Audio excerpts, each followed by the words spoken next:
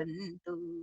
नमो गुरुभ्यो गुरुपादुकाभ्यो नमः परेभ्यः परपादुकाभ्यः आचार्य सिद्धेश्वर पादुकाभ्यो नमोस्तु नारायण पादुकाभ्यः नमोस्तु नारायण पादुकाभ्यः। जय श्री कृष्ण जी, जय श्री राम। नमः शिवाय। हाँ जी। श्री हनुमते नमः। श्री हनुमान चालीसा। श्री गुरु चरण सरोज रज निज मन मुकर सुधारि रामा निज मन मुकर सुधार वरनउ रघुवर विमल जसु जो दायक फल चार बुद्धिहीन तनु जान के सुमिरो पवन कुमार बल बुद्धि विद्या देहु मोहि हरु कलेस विकार सियावर राम जय जय राम मेरे प्रभु राम जय जय राम करो कल्याण जय जय राम।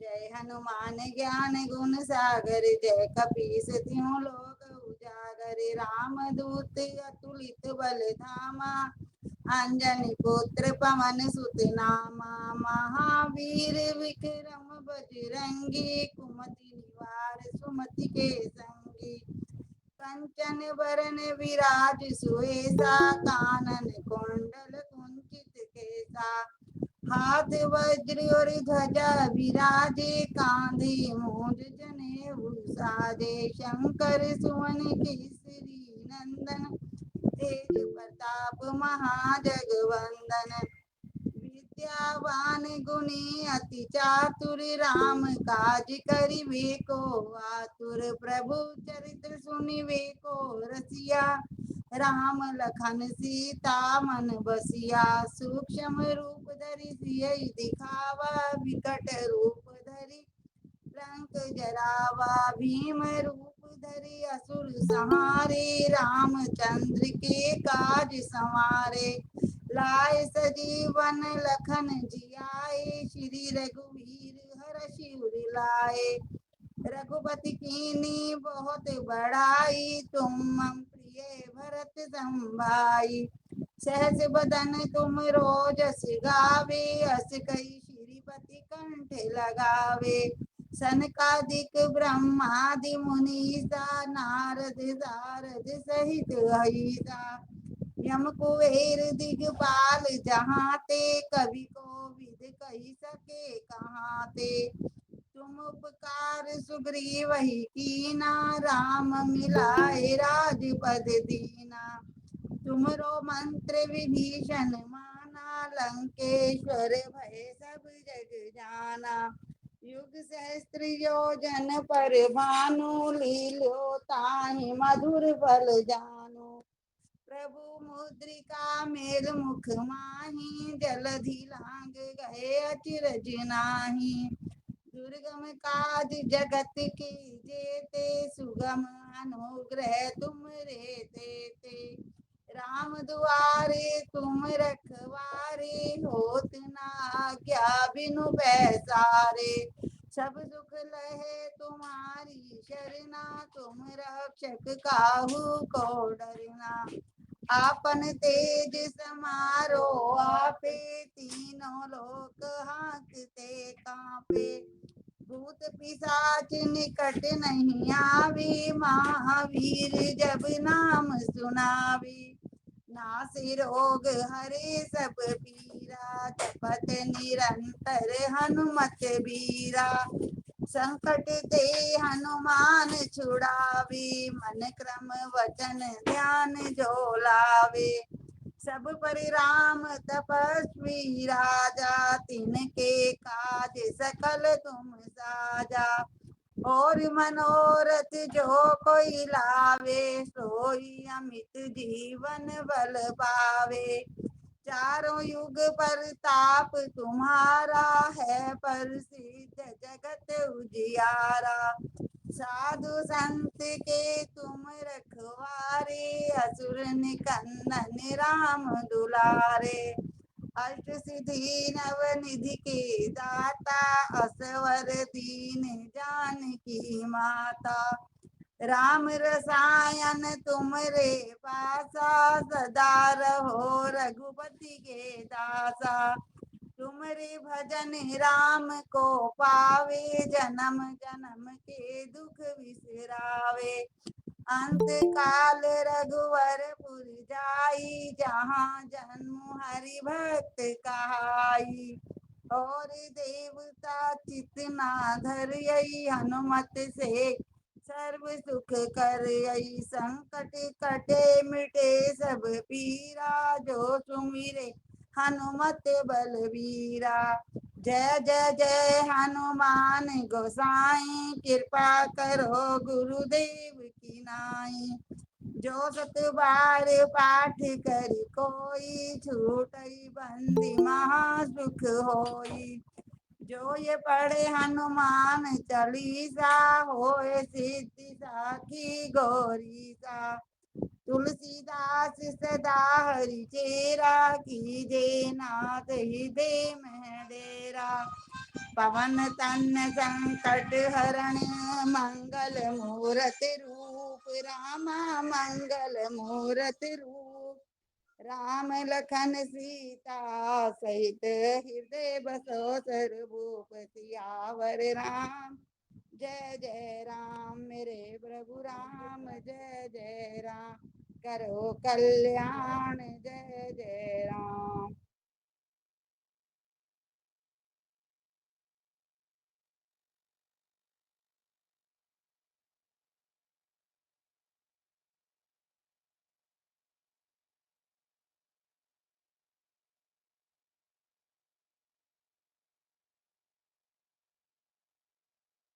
Yes.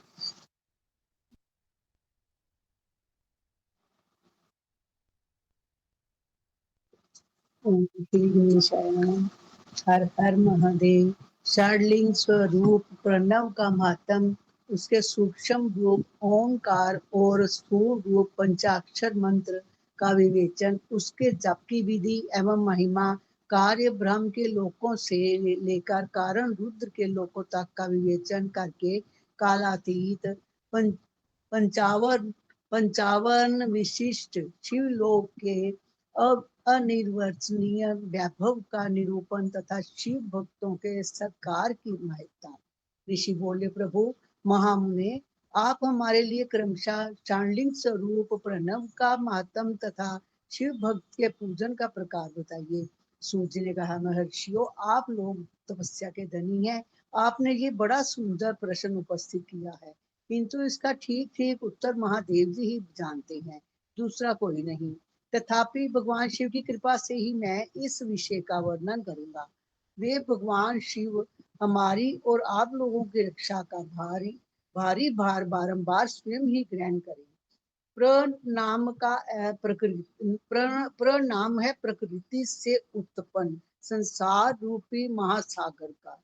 प्रणव इससे पार करने के लिए दूसरी नव नाव है, इसलिए इस ओंकार को प्रणव की संज्ञा देते हैं। ओंकार अपने जप करने वाले साधकों से कहता है, प्रपंच न नहीं है, वह तुम लोगों के लिए। अतः इस भाव को लेकर विज्ञानी पुरुष ओम को प्रणव नाम से जानते हैं। इसका दूसरा भाव जो है प्रकृशन प्र प्र प्रकर्षे प्रकर्षेशन प्रकर्षेन ना नयेत वायुष्मान मोक्षम इति वा प्रणवा। अर्थात ये तुम सब उपासकों को बलपूर्वक मोक्ष तक पहुंचा देगा। इस अभिप्राय से भी इसे ऋषि मुनि प्रणव कहते हैं। अपना जप करने वाले योगियों के तथा अपने मंत्र की पूजा करने वाले उपासक के समस्त कर्मों का नाश करके ये दिव्य नूतन ज्ञान देता है, इसलिए भी इसका नाम प्रणव है। उन माया रहित महेश्वर को ही नव अर्थात नूतन कहते हैं। वे परमात्मा प्रकृष्ट रूप से नव अर्थात शुद्ध स्वरूप हैं, इसलिए प्रणव कहलाते हैं। प्रणव साधक को नव अर्थात नवीन शिव स्वरूप का देता है, इसलिए भी विद्वान पुरुष उसे प्रणव के नाम से जानते हैं, अथवा प्रकृष्ट रूप से नव दिव्य परमात्म ज्ञान प्रकट करता है, इसलिए यह प्रणव है। प्रणव के दो भेद बताए गए हैं, स्थूल और सूक्ष्म। एक अक्षर रूप जो ओम है, उसे सूक्ष्म प्रणव जानना चाहिए, और नमः शिवाय इस 5 अक्षर वाले मंत्र को स्थूल प्रणव समझना चाहिए। जिसमें 5 अक्षर व्यक्त नहीं है वह सूक्ष्म है, और जिसमें पांचों अक्षर सुस्पष्ट रूप से व्यक्त हैं वह स्थूल है। जीवन मुक्त पुरुष के लिए सूक्ष्म प्रणव के जप का विधान है, वही उसके लिए समस्त साधनों का सार है। यद्यपि जीवन मुक्त के लिए किसी साधन की आवश्यकता नहीं है, क्योंकि वह सिद्ध रूप है, तथापि दूसरों की दृष्टि में जब तक उसका शरीर रहता है तब तक उसके द्वारा प्रणव जप की सहज साधना स्वतः होती रहती है। वे अपनी देह का विलय होने तक सूक्ष्म प्रणव मंत्र का जप और उसके अर्थभूत परमात्म तत्व का अनुसंधान करता रहता है। जब शरीर नष्ट हो जाता है तब वह पूर्ण ब्रह्म स्वरूप शिव को प्राप्त कर लेता है, ये सुनिश्चित बात है। जो अर्थ का अनुसंधान ना करके केवल मंत्र का जप करता है, उसे निश्चय ही योग की प्राप्ति होती है। जिसने 36 करोड़ मंत्र का जप कर लिया हो, उसे अवश्य ही योग प्राप्त हो जाता है। सूक्ष्म प्रणव के भी ऋषभ और धीरज के भेद से दो रूप जानने चाहिए। अकार, उकार, मकार, बिंदु, नाद, शब्द, काल और कला, इनसे युक्त जो प्रणव है उसे धीरज प्रणव कहते हैं। वह योगियों के ही हृदय में स्थित होता है। मकार पर्यंत जो ओम है वह अ उ म इन 3 तत्वों से युक्त है, इसी को ऋषभ प्रणव कहते हैं। अ शिव है, उ शक्ति है और मकार इन दोनों की एकता है। वह त्रितत्व रूप है। ऐसा समझकर ऋषभ प्रणव का जप करना चाहिए। जो अपने समस्त पापों का क्षय करना चाहते हैं, उनके लिए इस ऋषभ प्रणव का जप अत्यंत आवश्यक है। पृथ्वी, जल, तेज, वायु और आकाश के 5 भूत तथा शब्द, स्पर्श आदि इनके 5 विषय, ये सब मिलकर 10 वस्तुएं मनुष्यों की कामना के विषय हैं। इनकी आशा मन में लेकर जो कर्मों के अनुष्ठान में संलग्न होते हैं, वे 10 प्रकार के पुरुष प्रवृत्त अथवा प्रवृत्ति मार्गी कहलाते हैं, तथा जो निष्काम भाव से शास्त्र विहित कर्मों का अनुष्ठान करते हैं, वे निवृत्त अथवा निवृत्ति मार्गी कहे गए हैं। प्रवृत्ति प्रवृत्त पुरुषों को हर्षभ प्रणव का ही जप करना चाहिए, और निवृत्त पुरुषों को धीरज प्रणव का। व्याहृतियों तथा अन्य मंत्रों के आदि में इच्छानुसार शब्द और कला से युक्त प्रणव का उच्चारण करना चाहिए। वेद के आदि में और दोनों संध्याओं को उपासना के समय भी ओंकार का उच्चारण करना चाहिए। प्रणव का 9 करोड़ जप करने से मनुष्य शुद्ध हो जाता है। फिर 9 करोड़ का जप करने से वह पृथ्वी तत्व पर विजय पा लेता है। तत्पश्चात पुनः 9 करोड़ का जप करके वह जल तत्व को जीत लेता है। पुनः 9 करोड़ जप से अग्नि तत्व पर विजय पाता है। तदंतर फिर 9 करोड़ का जप करके वह वायु तत्व पर विजयी होता है। फिर 9 करोड़ के जप से आकाश को अपने अधिकार में कर लेता है। इसी प्रकार 9 करोड़ का जप करके वह क्रमशः गंध, रस, रूप, स्पर्श और शब्द पर विजय पाता है। इसके बाद फिर 9 करोड़ का जप करके अहंकार को भी जीत लेता है। इस तरह 108 करोड़ प्रणव का जप करके उत्कृष्ट बोध को प्राप्त हुआ पुरुष शुद्ध योग का लाभ करता है। शुद्ध योग से युक्त होने पर वह जीवन मुक्त हो जाता है, इसमें संशय नहीं है। सदा प्रणव का जप और प्रणव रूपी शिव का ध्यान करते करते समाधि में स्थित हुआ महायोगी पुरुष साक्षात शिव ही है, इसमें संशय नहीं है। पहले अपने शरीर में प्रणव के ऋषि, छंद और देवता आदि का न्यास करके फिर जप आरंभ करना चाहिए।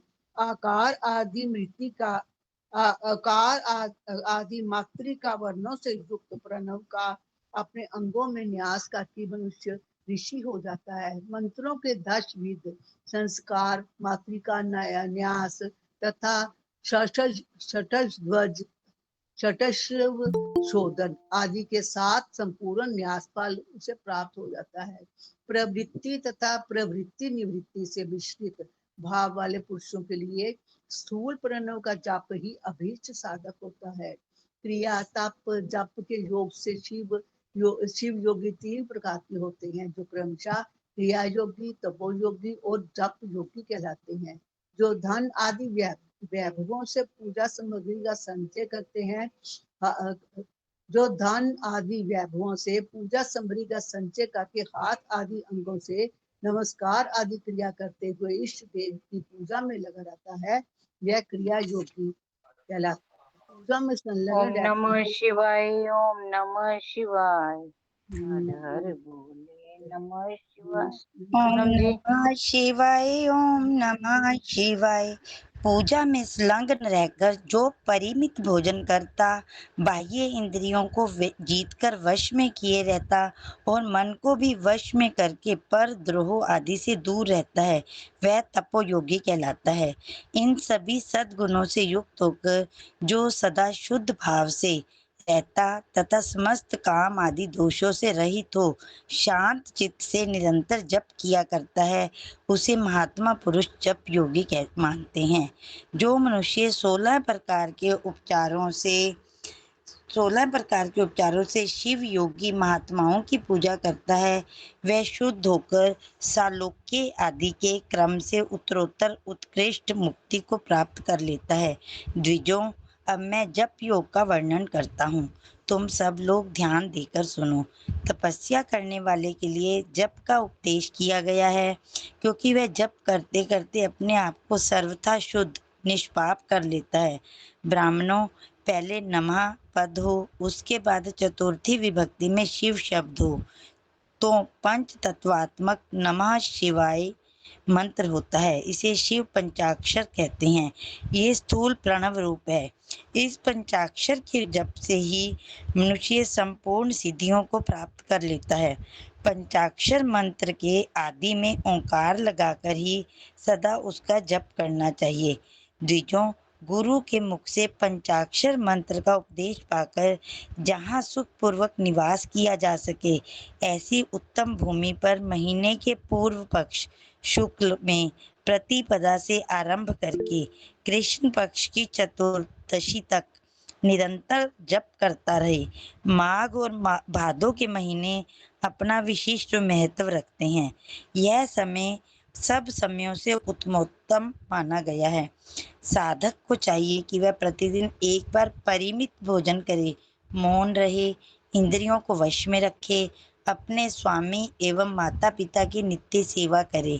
इस नियम से रहकर जप करने वाला पुरुष 1 सहस्त्र जप से ही शुद्ध हो जाता है, अन्यथा वह ऋणी होता है।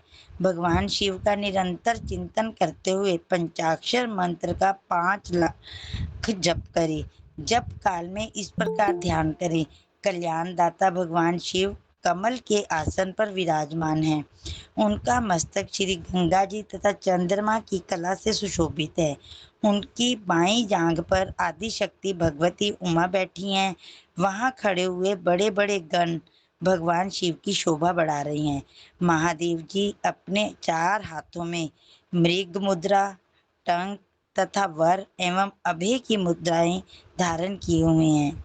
इस प्रकार सदा सब पर अनुग्रह करने वाले भगवान सदाशिव का बारंबार स्मरण करते हुए हृदय अथवा सूर्य मंडल में पहले उनकी मानसिक पूजा करके फिर पूर्वाभिमुख हो पूर्वोक्त पंचाक्षरी विद्या का जप करें।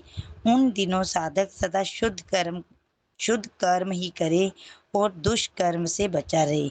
जबकि समाप्ति के दिन कृष्ण पक्ष की चतुर्दशी को प्रातः काल नित्य कर्म करके शुद्ध एवं सुंदर स्थान में शौच संतोष आदि नियमों से युक्त हो शुद्ध हृदय से पंचाक्षर मंत्र का 12 सहस्त्र जप करें।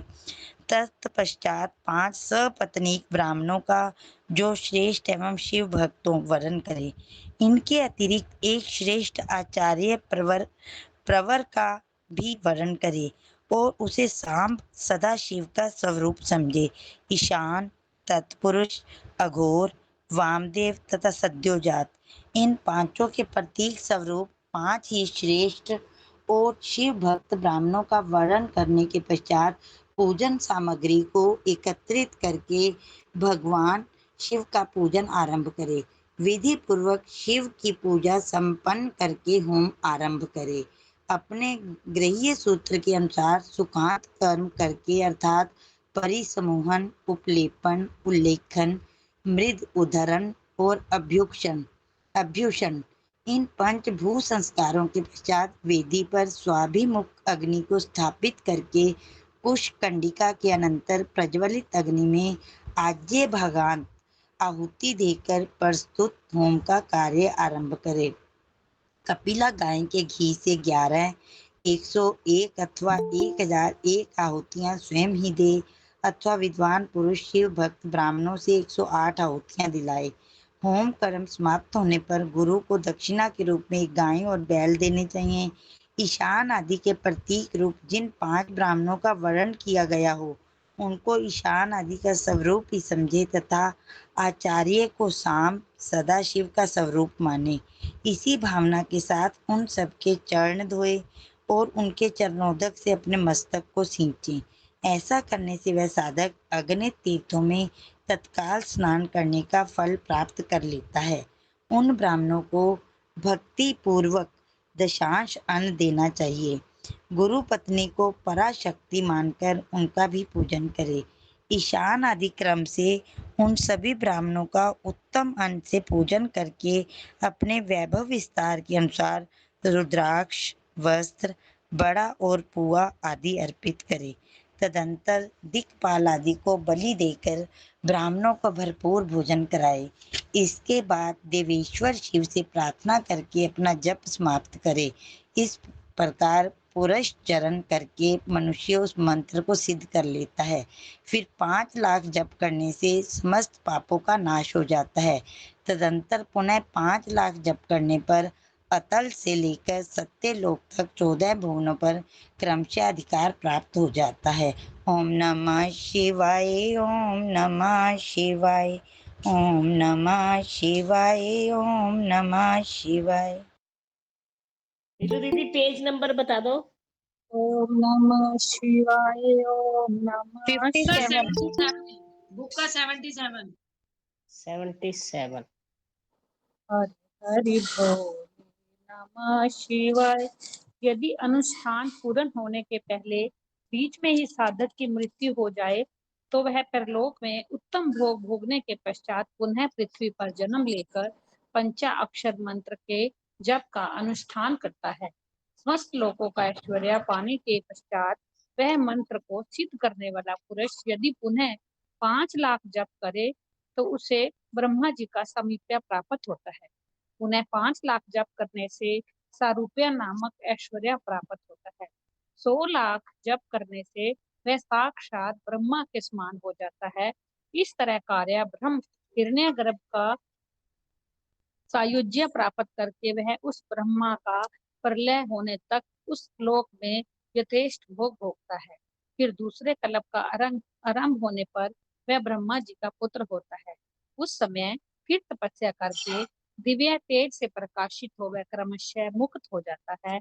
पृथ्वी आदि कार्य स्वरूप भूतों द्वारा पाताल से लेकर सत्यलोक पर्यंत ब्रह्मा जी के 14 लोक क्रमशः निर्मित हुए हैं। सत्यलोक से ऊपर क्षमा लोक जो 14 भुवन है वे भगवान विष्णु के लोक हैं। क्षमा लोक से ऊपर शुचि लोक पर्यंत 28 भुवन स्थित हैं। शुचि लोक के अंतर्गत कैलाश में प्राणियों का संहार करने वाले रुद्रदेव विराजमान है। शुचि लोक से ऊपर अहिंसा लोक पर्यंत 56 भुवनों की स्थिति है। अहिंसा लोक का आश्रय लेकर जो ज्ञान कैलाश नामक नगर शोभा पाता है उसमें कार्यभूत महेश्वर सबको अदृश्य करके रहते हैं। अहिंसा लोक के अंत में काल चक्र की स्थिति है। यहाँ तक महेश्वर के विराट स्वरूप का वर्णन किया गया। वहीं तक लोकों का तिरोधान अथवा लय होता है। उससे नीचे कर्मों का भोग है और उससे ऊपर ज्ञान का भोग। उसके नीचे कर्म माया है और उसके ऊपर ज्ञान माया। अब मैं कर्म माया और ज्ञान माया का तात्पर्य बता रहा हूँ। माँ का अर्थ है लक्ष्मी, उसमें कर्म भोग याद प्राप्त होता है, इसलिए वह माया अथवा कर्म माया कहलाती है। इसी तरह माँ अर्थात लक्ष्मी से ज्ञान भोग याद अर्थात प्राप्त होता है, इसलिए उसे माया या ज्ञान माया कहा गया है। उपयुक्त सीमा से नीचे नश्वर भोग है और ऊपर नित्य भोग। उससे नीचे ही तिरोधान अथवा लय है, ऊपर नहीं।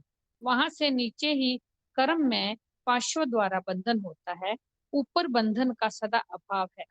उससे नीचे ही जिस काम कर्मों का अनुसरण करते हुए विभिन्न लोकों और योनियों में चक्कर काटते हैं, उससे ऊपर के लोकों में निष्काम कर्म का ही भोग बताया गया है। बिंदु पूजा में तत्पर रहने वाले उपासक वहां से नीचे के लोकों में ही घूमते हैं। उसके ऊपर जो निष्काम भाव से शिवलिंग की पूजा करने वाले उपासक ही जाते हैं, जो एकमात्र शिव की उपासना में तत्पर हैं। वे उससे ऊपर के लोकों में जाते हैं।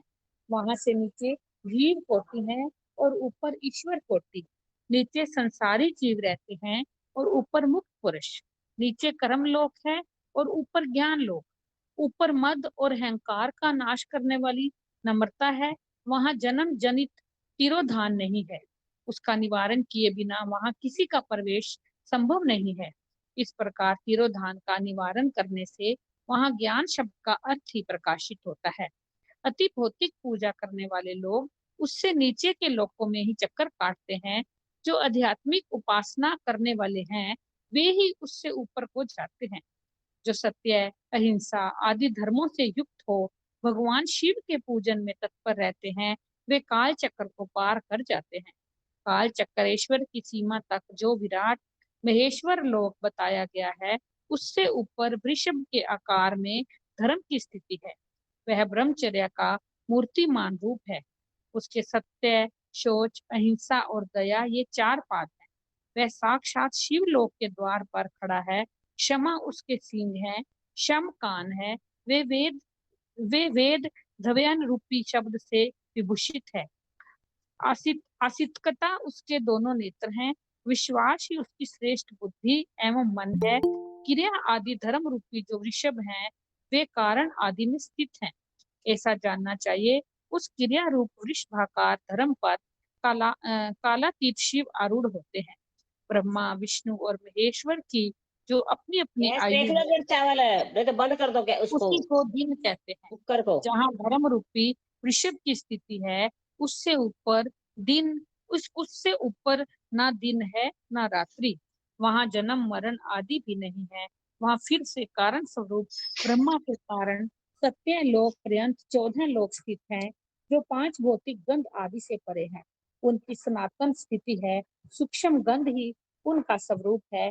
उनसे ऊपर फिर कारण रूप विष्णु के 14 लोक स्थित हैं। उनसे भी ऊपर फिर कारण रूपी रुद्र के 28 लोकों की स्थिति मानी गई है। फिर उनसे भी ऊपर कारणेश शिव के 56 योग विद्यमान है। तदंतर शिव सम्मत ब्रह्मचर्या लोक है और वही 5 आवरणों से युक्त ज्ञान में कैलाश है, जहाँ 5 मंडलों, 5 ब्रह्म कालाओं और आदि शक्तियों से संयुक्त आदि लिंग प्रतिष्ठित है। उसे परमात्मा शिव का शिवालय कहा गया है। वही पराशक्ति से युक्त परमेश्वर शिव निवास करते हैं। वे सृष्टि, पालन, संहार, तिरोभाव और अनुग्रह इन पांचों कृत्यों में परवीन है। उनका श्री विग्रह सच्चिदानंद स्वरूप है। वे सदा ध्यान रूपी धर्म में ही स्थित रहते हैं और सदा सब पर अनुग्रह किया करते हैं। वे स्वात्मा राम हैं और समाधि रूप आसन पर आसीन हो नित्य विराजमान होते हैं। कर्म एवं ध्यान आदि का अनुष्ठान करने से क्रमशः साधन पथ में आगे बढ़ने पर उनका दर्शन साध्य होता है। नित्य नैमितिक आदि कर्मों द्वारा देवताओं का यजन करने से भगवान शिव के समा भगवान शिव के समाराधन कर्म में मन लगता है। क्रिया आदि जो शिव संबंधी कर्म है, उनके द्वारा शिव ज्ञान सिद्ध करें। जिन्होंने शिव तत्व का साक्षात्कार कर लिया है अथवा जिन पर शिव की कृपा दृष्टि पड़ चुकी है, वे सब मुक्त ही हैं, इसमें संशय नहीं है। आत्म स्वरूप से जो स्थिति है वही मुक्ति है। एकमात्र अपने आत्मा में रमण या अनंत का अनुभव करता ही मुक्ति का स्वरूप है। जो पुरुष क्रिया, तप, जप, ज्ञान और ध्यान रूपी धर्मों में भली भांति स्थित है, वह शिव का साक्षात्कार करके स्वात्म आरात्मक व रूप मोक्ष को भी प्राप्त कर लेता है। जैसे सूर्यदेव अपनी किरणों से अशुद्धि को दूर कर देते हैं, उसी प्रकार कृपा करने में कुशल भगवान शिव अपने भक्त के अज्ञान को मिटा देते हैं। अज्ञान की निवृत्ति हो जाने पर शिव ज्ञान स्वतः ही प्रकट हो जाता है। शिव ज्ञान से अपना विशुद्ध स्वरूप आत्मा राम तब प्राप्त होता है और आत्मा राम तत्व की सम्यक सिद्धि हो जाने पर मनुष्य कृत्य कृत्य हो जाता है। इस तरह यहाँ जो कुछ बताया गया है वह पहले मुझे गुरु परंपरा से प्राप्त हुआ था। तत्पश्चात मैंने पुनः नंदीश्वर के मुख से इस विषय को सुना था। नंदी स्थान से परे जो सर्ववेद्य शिव वैभव है, उसका अनुभव केवल भगवान शिव को ही है। साक्षात शिव लोक के उस वैभव का ज्ञान सबको शिव की कृपा से ही हो सकता है, अन्यथा नहीं। ऐसा आस्तिक पुरुषों का कथन है। साधक को चाहिए ओम नमः शिवाय, ओम नमः शिवाय। ओम नमः। हाँ जी, नहीं नहीं, नंबर था भैया जी, मैंने मम्मी की आईडी से अटेंड करा। मेरा नंबर अब आएगा। ये भी संतोष के नाम से ही चली है सीमा भी आज।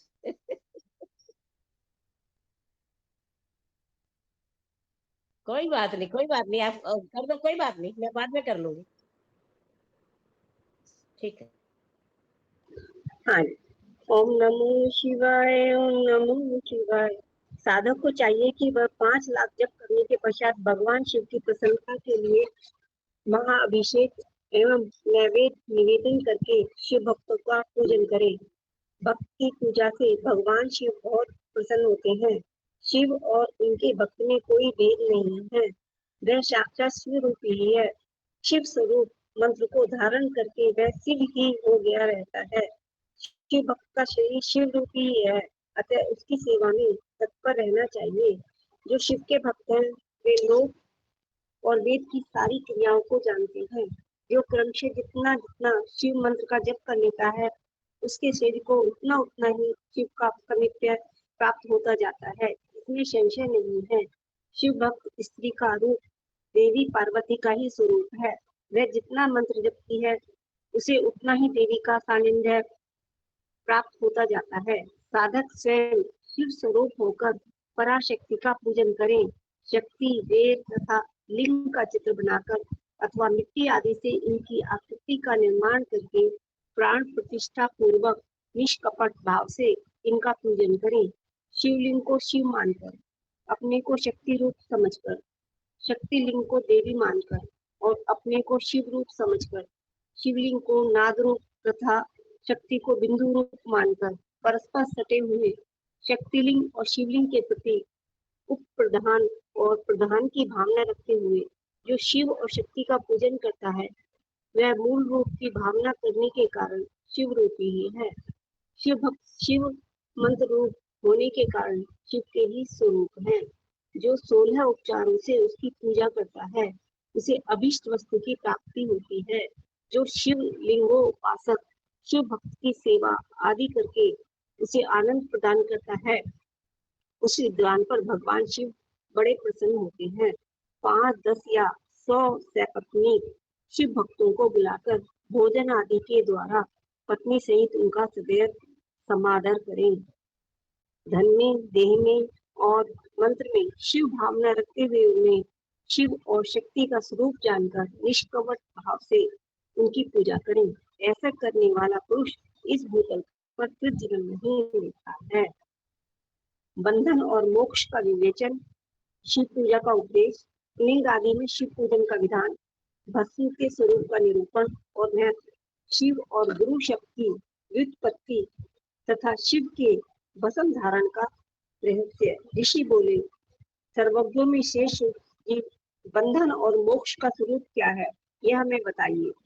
सूत जी ने कहा, महर्षियों, मैं बंधन और मोक्ष का स्वरूप तथा मोक्ष के उपाय का वर्णन करूंगा, तुम लोग आदत पूर्वक सुनो। जो प्रकृति आदि 8 बंधनों से बंधा हुआ है, वह जीव बद्ध कहलाता है, और जो उन 8 बंधनों से छूटा हुआ है उसे मुक्त कहते हैं। प्रकृति आदि को वश में कर लेना मोक्ष कहलाता है। बंधन आगंतुक है और मोक्ष स्वतः सिद्ध है। बद्ध जीव जब बंधन से मुक्त हो जाता है तब उसे मुक्त जीव कहते हैं। प्रकृति, बुद्धि, नैतिक तत्व, त्रिगुणात्मक अहंकार और 5 तन्मात्राएं, इन्हें ज्ञानी पुरुष प्रत्याध्यष्टक मानते हैं। प्रकृति आदि 8 तत्वों के समूह से देह की उत्पत्ति हुई है। देह से कर्म उत्पन्न होता है और फिर कर्म से नूतन देह की उत्पत्ति होती है। इस प्रकार बारंबार जन्म और कर्म होते रहते हैं। शरीर को स्थूल, सूक्ष्म, कारण की देख से 3 प्रकार का जानना चाहिए। स्थूल शरीर जागृत अवस्था में व्यापार कराने वाला, सूक्ष्म शरीर जागृत और स्वप्न अवस्था में इंद्रिय भोग प्रदान करने वाला तथा कारण शरीर सुषुप्त अवस्था में आत्मानंद की अनुभूति कराने वाला कहा गया है। जीव को उसके प्रारब्ध कर्मानुसार सुख दुख प्राप्त होते हैं। वह अपने पुण्य कर्मों के फलस्वरूप सुख और पाप कर्मों के फलस्वरूप दुख का भोग करता है। अतः कर्म पाप से बंधा हुआ जीव अपने त्रिविध शरीर से होने वाले शुभाशुभ कर्मों द्वारा सदा चक्र की भांति बारंबार घुमाया जाता है। इस चक्रवत भ्रमण की निवृत्ति के लिए चक्रकर्ता का स्तवन एवं आराधन करना चाहिए। प्रकृति आदि जो 8 पाश बतलाए गए हैं उनका समुदाय ही महाचक्र है, और जो प्रकृति से परे हैं वे परमात्मा शिव है। भगवान महेश्वर की ही प्रकृति आदि महाचक्र के कर्ता हैं, क्योंकि वे प्रकृति से परे हैं। जैसे बकायन नामक वृक्ष का थाला जल को पीता और उगलता है, उसी प्रकार शिव प्रकृति आदि को अपने वश में करके उस पर शासन करते हैं। उन्होंने सबको वश में कर लिया है, इसलिए वे शिव कहे गए हैं। शिव ही सर्वज्ञ, परिपूर्ण तथा निष्प्रह है। सर्वज्ञता, शक्ति, अनादिबोध, स्वतंत्रता, नित्य अलुप्त शक्ति से संयुक्त होना और अपने भीतर अनंत शक्तियों को धारण करना, महेश्वर के इन 6 प्रकार के मानसिक ऐश्वर्यों को केवल वेद जानता है। अतः भगवान शिव के अनुग्रह से ही प्रकृति आदि 8 तत्व वश में होते हैं। भगवान शिव का कृपा प्रसाद प्राप्त करने के लिए उन्हीं का पूजन करना चाहिए। यदि कहें शिव तो परिपूर्ण है, निष्प्रह है, उनकी पूजा कैसे हो सकती है, तो इसका उत्तर यह है कि भगवान शिव के उद्देश्य से उनकी प्रसन्नता के लिए किया हुआ सत्कर्म उनके कृपा प्रसाद को प्राप्त कराने वाला होता है। शिवलिंग में, शिव की प्रतिमा में तथा शिव भजनों में, शिव भक्त जनों में शिव की भावना करके उनकी प्रसन्नता के लिए पूजा करनी चाहिए।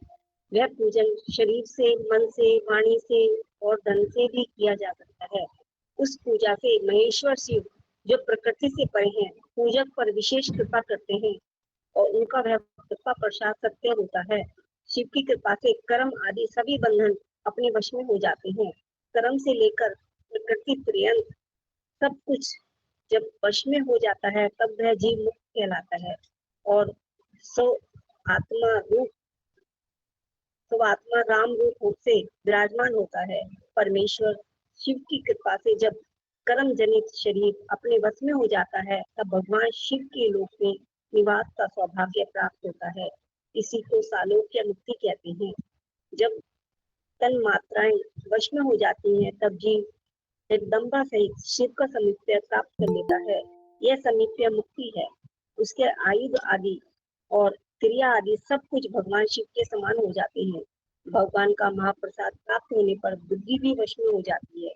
बुद्धि प्रकृति का कार्य है, उसका वश में होना सृष्टि मुक्ति कहा गया है। पुनः भगवान का महान अनुग्रह प्राप्त होने पर प्रकृति वश में हो जाएगी। उस समय भगवान शिव का मानसिक ऐश्वर्य बिना यत्न के ही प्राप्त हो जाएगा। सर्वज्ञता और तृप्ति आदि जो शिव के ऐश्वर्य है, उन्हीं पाकर मुक्त पुरुष अपने आत्मा में ही विराजमान होता है। वेद और शास्त्रों में विश्वास रखने वाले विद्वान पुरुष इसी को सायुज्य मुक्ति कहते हैं। इस प्रकार लिंग आदि में शिव की पूजा करने से क्रमशः मुक्ति स्वतः प्राप्त हो जाती है। इसलिए शिव का कृपा प्रसाद प्राप्त करने के लिए तत्संबंधी क्रिया आदि के द्वारा उन्हीं का पूजन करना चाहिए। शिव क्रिया, शिव तप, शिव मंत्र जप शिव ज्ञान और शिव ध्यान के लिए सदा उत्तरोत्तर अभ्यास बढ़ाना चाहिए। प्रतिदिन प्रातः काल से रात को सोते समय तक और जन्म काल से लेकर मृत्यु पर्यंत सारा समय भगवान शिव के चिंतन में ही बिताना चाहिए। सद्यो जातादि मंत्रों तथा नाना प्रकार के पुण्यों से जो शिव की पूजा करता है वह शिव को ही प्राप्त होता है। ऋषि बोले उत्तम ग्रह ओम नमो शिवाय ओम नमो शिवाय ओम नमो।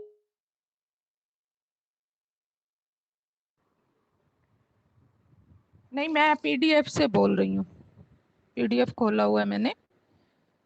ऋषि ओम नमः शिवाय ओम नमः शिवाय हर हर बोले नमः शिवाय। ऋषि बोले उत्तम व्रत का पालन करने वाले सूत जी, लिंग आदि में शिव जी का पूजन का क्या विधान है, यह हमें बताइए। सूत जी ने कहा, द्विजो, मैं लिंगों के क्रम का यथावत वर्णन कर रहा हूँ, तुम सब लोग सुनो। यह प्रणव ही समस्त अभिष्ट वस्तुओं को देने वाला प्रथम लिंग है, उसे सूक्ष्म प्रणव रूप समझो। सूक्ष्म लिंग निष्फल होता है और स्थूल लिंग सकल। पंचाक्षर मंत्र को ही स्थूल लिंग कहते हैं और दोनों प्रकार के लिंगों का पूजन तप कहलाता है। वे दोनों ही लिंग साक्षात मोक्ष देने वाले हैं। पौरुष लिंग और प्रकृति लिंग के रूप में बहुत से लिंग हैं, उन्हें भगवान शिव ही विस्तार पूर्वक बता सकते हैं, दूसरा कोई नहीं जानता। पृथ्वी के विकारभूत जो जो लिंग ज्ञात हैं उन उन उन उनको मैं तुम्हें बता रहा हूँ। उनमें स्वयंभू लिंग प्रथम है, दूसरा बिंदु लिंग, तीसरा प्रतिष्ठित लिंग, चौथा चर लिंग और पांचवा गुरु लिंग है। देव ऋषियों की तपस्या से संतुष्ट हो उनके समीप प्रकट होने के लिए पृथ्वी के अंतर्गत बीज रूप से व्याप्त हुए भगवान शिव वृक्षों के अंकुर की भांति भूमि को भेद कर नाद लिंग के रूप में व्यक्त हो जाते हैं और स्वयंता व्यक्त हुए शिव ही स्वयं प्रकट होने के कारण स्वयंभू नाम धारण करते हैं। ज्ञानी जन उन्हें स्वयंभू लिंग के रूप में जानते हैं। उस स्वयंभू लिंग की पूजा से उपासक का ज्ञान स्वयं ही बढ़ने लगता है। सोने चांदी आदि के पत्थर पर, भूमि पर और वेदी पर अपने हाथ से लिखित जो शुद्ध प्रणव मंत्र रूप लिंग है, उसमें और मंत्र लिंग का आलेखन करके उसमें भगवान शिव की प्रतिष्ठा और आह्वान करें। ऐसा बिंदु नादमय लिंग स्थावर और जन्म दोनों ही प्रकार का होता है, जिसमें शिव का दर्शन भावनामय है। ऐसा निसंदेह कहा जा सकता है। जिसको भगवान शंकर के प्रकट होने का विश्वास है, उसके लिए वही प्रकट होकर वे अभिष्ट फल प्रदान करते हैं। अपने हाथ से लिखे हुए यंत्र में अथवा अकृत्रिम स्थावर आदि में भगवान शिव का आवाहन करके 16 उपचारों से उनकी पूजा करें। ऐसा करने से साधक स्वयं ही ऐश्वर्य को प्राप्त कर लेता है और उस साधन के अभ्यास से उसको ज्ञान भी होता है। देवताओं और ऋषियों ने आत्म सिद्धि के लिए अपने हाथ से वैदिक मंत्रों के उच्चारण पूर्वक शुद्ध मंडल में शुद्ध भावना द्वारा जिस उत्तम शिवलिंग की स्थापना की है, उसे पौरुष लिंग कहते हैं तथा बड़ी प्रतिष्ठित लिंग कहलाता है। उस लिंग की पूजा करने से सदा पौरुष ऐश्वर्य की प्राप्ति होती है। महान ब्राह्मण और महाधनी राजा किसी कारीगर से शिवलिंग का निर्माण कराकर जो मंत्र पूर्वक उसकी स्थापना करते हैं उनके द्वारा स्थापित हुआ वह लिंग भी प्रतिष्ठित लिंग कहलाता है, किंतु वह प्राकृत लिंग है, इसलिए प्राकृत ऐश्वर्य भोग को ही देने वाला होता है।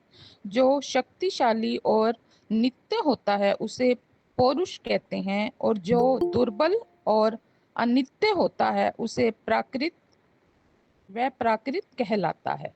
लिंग नाभि, जीवा, नासा प्रभाग और शिखा से क्रम से कटी, हृदय और मस्तक तीनों स्थानों में जो लिंग की भावना की गई है उसे आध्यात्मिक लिंग को ही चर लिंग कहते हैं। पर्वत को पौरुष लिंग बताया गया है और भूतल को विद्वान पौरुष प्राकृत लिंग मानते हैं। वृक्ष आदि को पौरुष लिंग जानना चाहिए और गुल्म आदि को प्राकृत लिंग, साठी नामक धान्य को प्राकृत लिंग समझना चाहिए और शाली, अघनी और गेहूं को पौरुष लिंग। अणिमा आदि आठों सिद्धियों को देने वाला जो ऐश्वर्य है उसे पौरुष ऐश्वर्य जानना चाहिए। सुंदर स्त्री तथा धन आदि विषयों को आस्तिक पुरुष प्राकृत ऐश्वर्य कहते हैं। चार लिंगों में सबसे प्रथम रस लिंग का वर्णन किया जाता है। रस लिंग ब्राह्मणों को उनकी सारी अभिष्ट वस्तुओं को देने वाला है। शुभ कारक वाण लिंग क्षत्रियों को महान राज्य की प्राप्ति कराने वाला है। स्वर्ण लिंग वैश्यों को महाधनपति का पद प्रदान करने वाला है तथा सुंदर शिवलिंग शूद्रों को महाशुद्धि देने वाला है। स्फटिकमय लिंग तथा बाण लिंग सब लोगों को उनकी समस्त कामनाएं प्रदान करते हैं। अपना ना हो तो दूसरे का स्फटिक या बाण लिंग भी पूजा के लिए निमित्त नहीं है। स्त्रियों विशेषतः सद्भावों के लिए पार्थिव लिंग की पूजा का विधान है।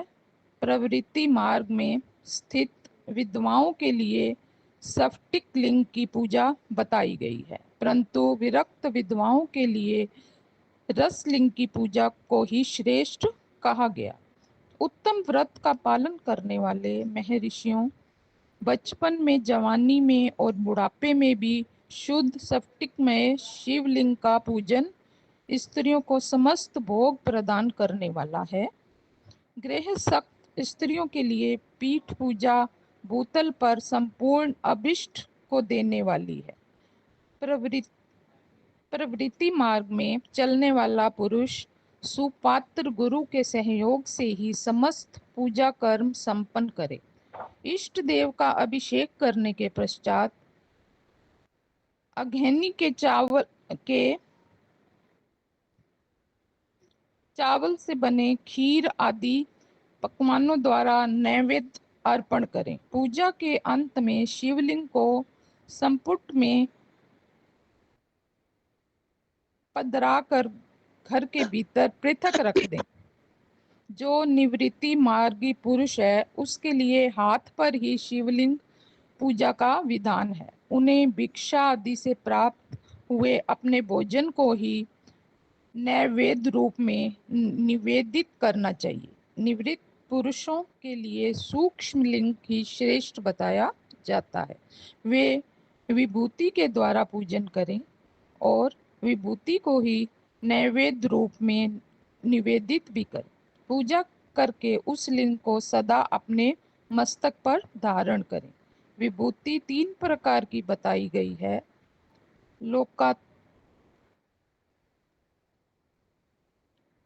लोकाप्रजनित, वेद, हाँ जी, लोकाग्नि जनित।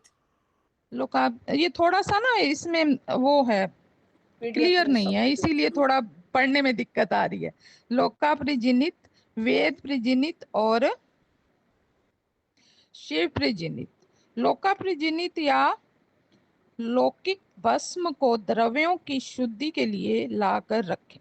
मिट्टी, लकड़ी और लोहे के पात्रों की, धान्यों की तिल आदि द्रव्यों की, वस्त्र आदि की तथा प्रयुक्त वस्तुओं की भस्म से शुद्धि होती है।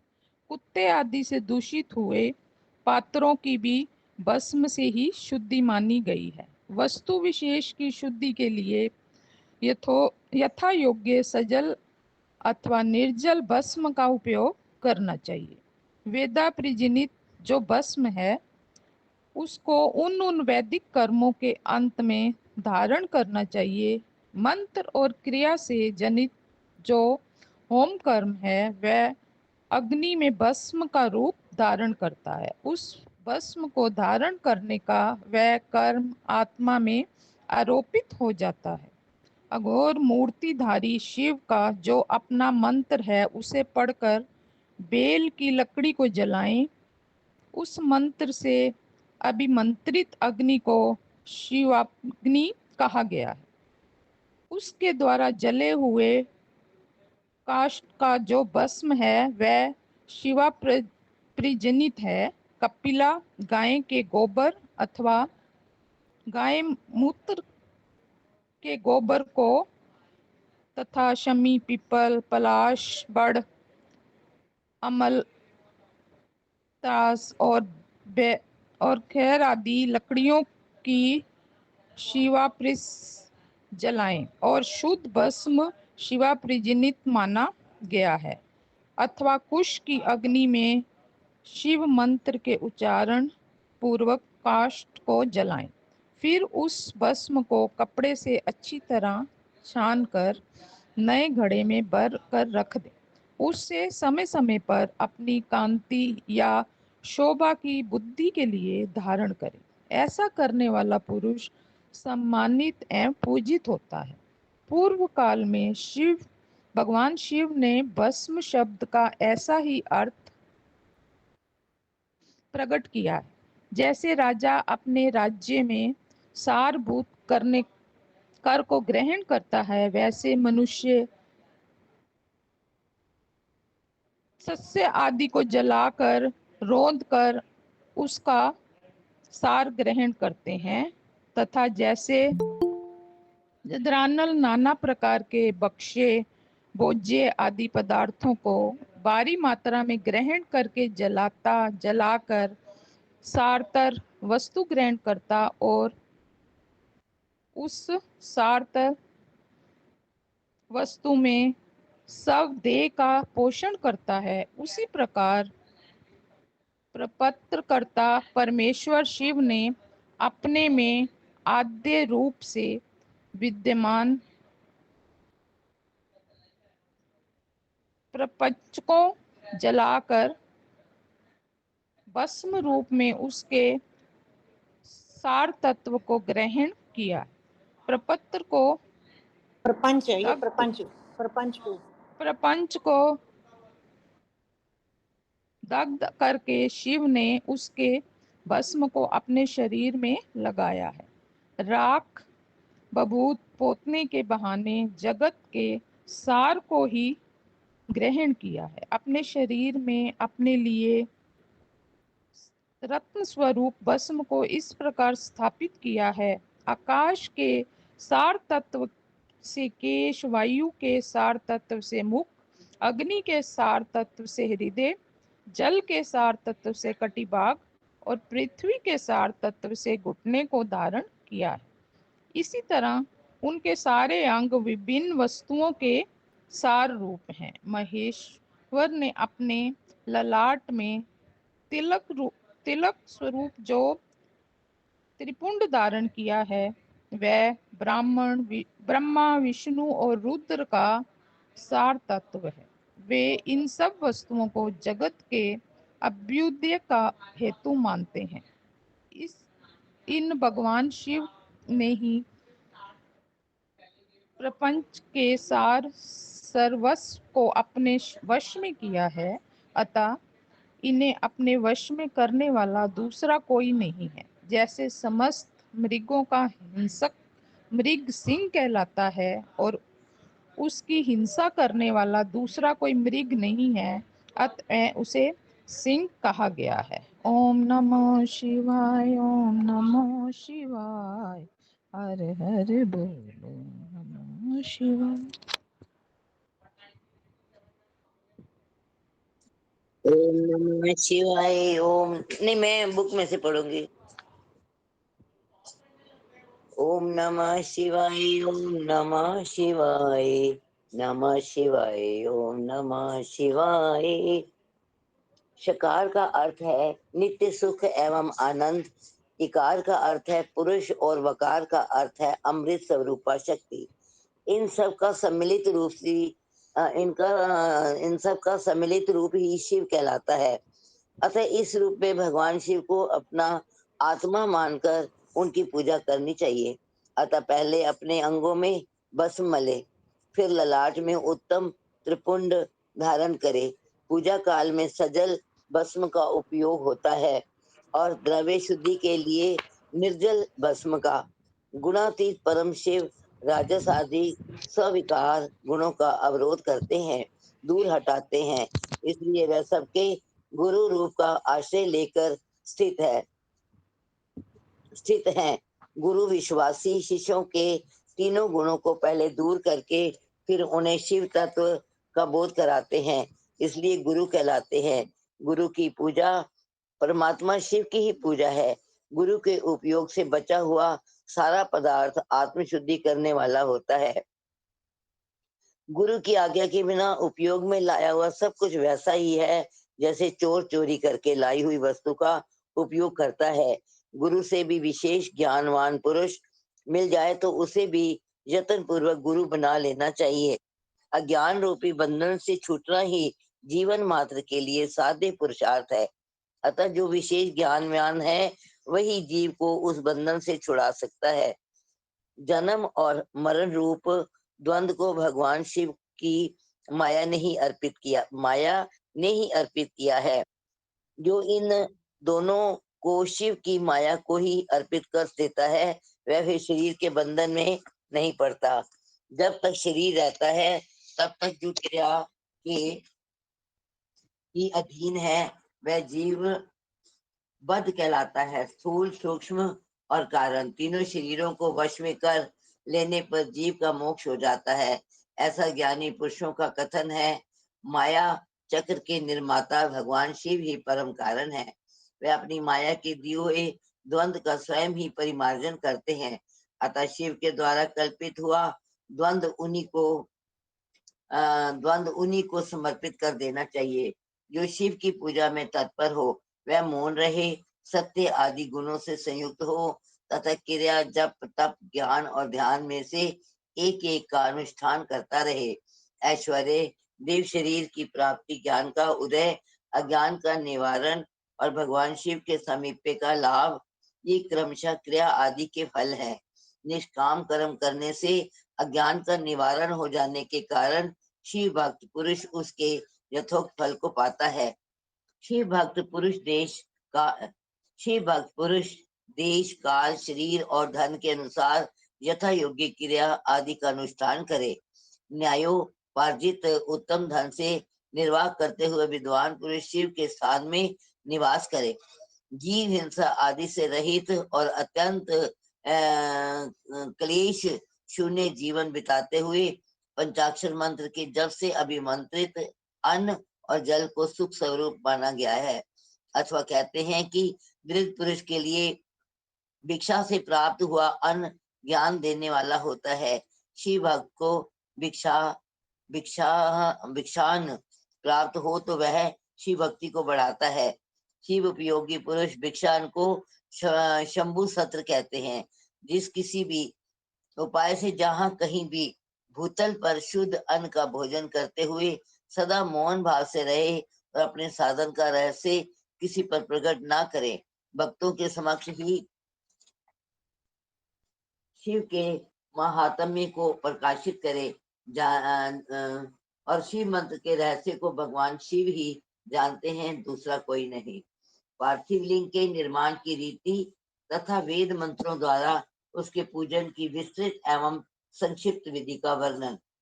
तदंतर पार्थिव लिंग की श्रेष्ठता तथा महिमा का वर्णन करके सूत जी कहते हैं, महर्षियों, अब मैं वैदिक कर्म के प्रति श्रद्धा भक्ति रखने वाले लोगों के लिए वेदोक्त मार्ग से ही पार्थिव पूजा की पद्धति का वर्णन करता हूँ। यह पूजा भोग और मोक्ष दोनों को देने वाली है। अग्नि आहनिक सूत्रों में बताई हुई विधि के अनुसार विधि पूर्वक स्नान और संध्या उपासना करके पहले ब्रह्म यज्ञ करे। तत्पश्चात देवताओं, ऋषियों, संकादिक मनुष्यों तथा पितरों का तर्पण करे। अपनी रुचि के अनुसार संपूर्ण नित्य कर्म को पूर्ण करके शिव स्मरण पूर्वक भस्म तथा रुद्राक्ष धारण करे। तत्पश्चात संपूर्ण मनोवांछित फल की सिद्धि के लिए ऊंची भक्ति भावना के साथ उत्तम पार्थिव लिंग की वेदोक्त विधि से बलि भांति पूजा करे। नदी या तालाब के किनारे, पर्वत पर, वन में, शिवालय में अथवा किसी पवित्र स्थान में पार्थिव पूजा करने का विधान है।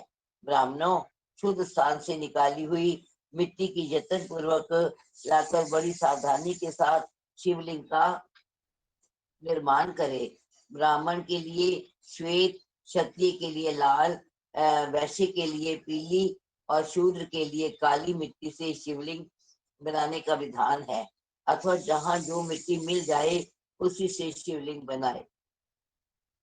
शिवलिंग बनाने के लिए प्रयत्न पूर्वक मिट्टी का संग्रह करके उस शुभ